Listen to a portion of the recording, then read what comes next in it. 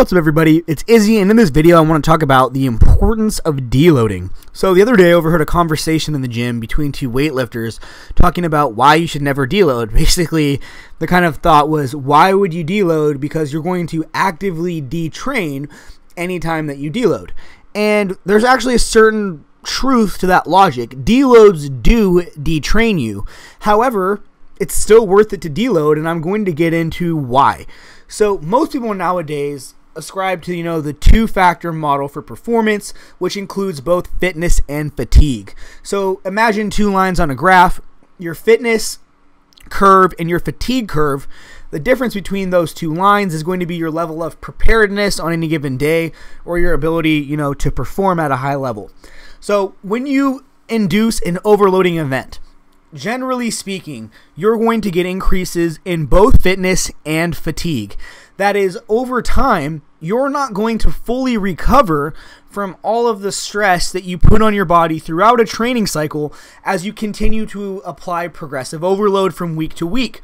As your volumes get higher, as the weights increase throughout a training cycle, as your fitness increases, so does your level of fatigue. And anybody who has trained for any period of time can basically attest to the truth of this.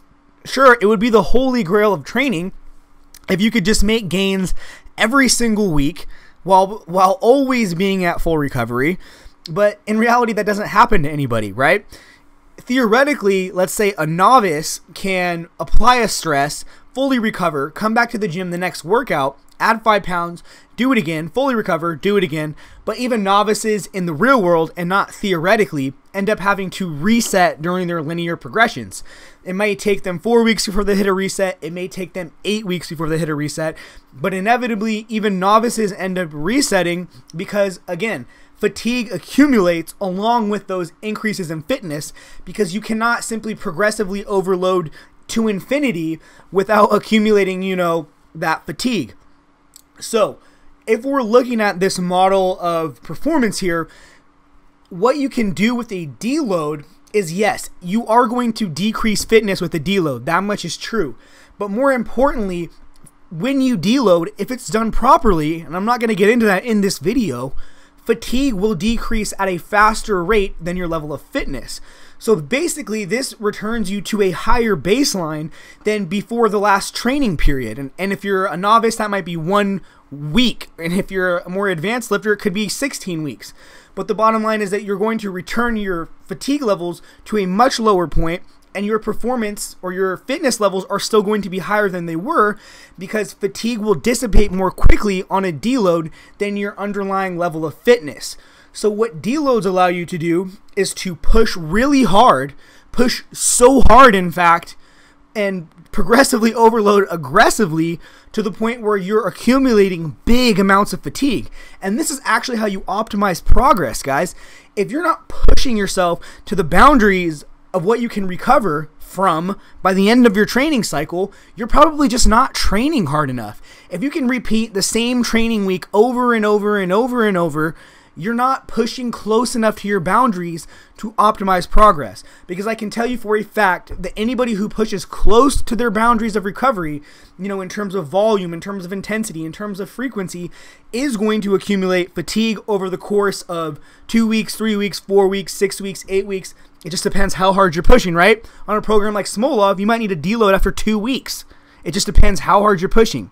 But anyways, the point here is that through a period of accumulation of volume in a training cycle, you will get that fatigue to come along with it. And what a deload will allow you to do is unload and dissipate some of that fatigue without your fitness level decreasing at the same rate as the fatigue. So it allows you to start the next training block, to start the next training week, to start the next training cycle from an even higher point without just infinitely increasing fatigue, which I'm sure most of you know is impossible and just leads to injuries if you try it.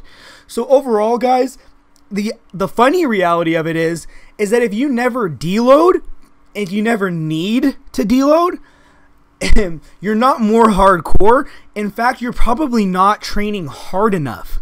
Yeah, that's the reality of the situation. If your training program doesn't push you to need a deload every 4 weeks, 6 weeks, 8 weeks, at least every training cycle, you're not training very hard. Because if you were, you would be getting gains in fatigue. And one of the fastest ways to optimize your progress or to make faster progress is to make sure that throughout your training cycle, you're pushing close to the maximum amount that you can recover from.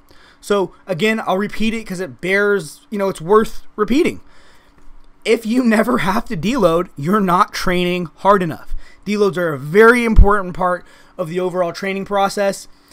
They resensitize you to volume, they dissipate accumulated fatigue, and give you a mental break from the grind. They keep you healthier too. So again, guys, deloads are very important, and you should be incorporating them in your training some way or another if you're training hard enough. Anyways, hope you guys enjoyed the video. As always, my friends, good luck with your training. Have a nice day. Peace.